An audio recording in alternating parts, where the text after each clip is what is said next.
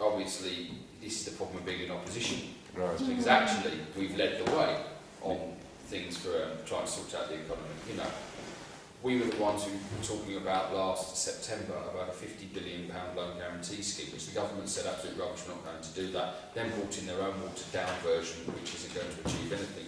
We were the ones who talked about the trying to help business by the VAT holiday, the reduction in NI.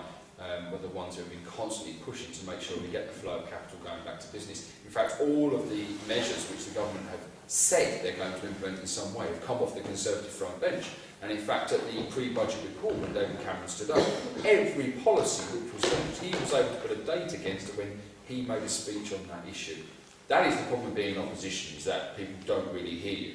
But I think that the Conservative Party have led the debate on this, and the government keep nicking ideas. And that's the next problem, is that you don't give all the sweets out from the shop, because they will just get nicked.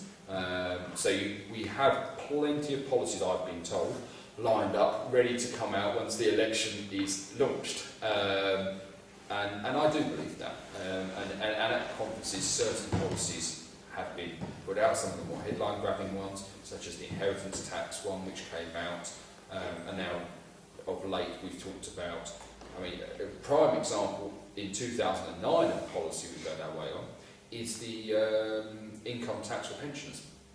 Because with the interest rates now at 0.5%, a lot of pensioners who have saved all their life are just getting absolutely zero return on any of their investments.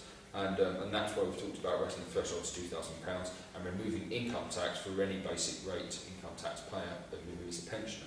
Now the government are looking into doing other things like that because they can't actually bring themselves to admit that it's a good idea. So that's probably one of the most recent. And I think that the message from David Cameron, now be clear, is that we have to cut our cloth to match our needs.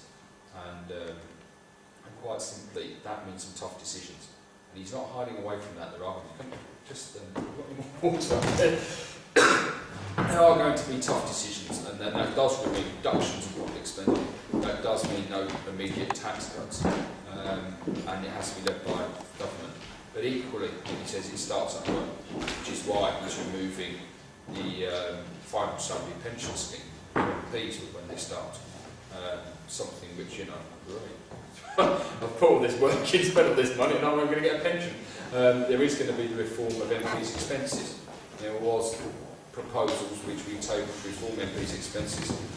Gordon Brown was even at that vote, and the government voted against those reforms. Okay, so he's saying you do start at home, the way that the money MPs get, etc., is going to change. But you know, we can't hide behind this. The country is in a dire mess, and there are going to have to be some harsh medicine. Right.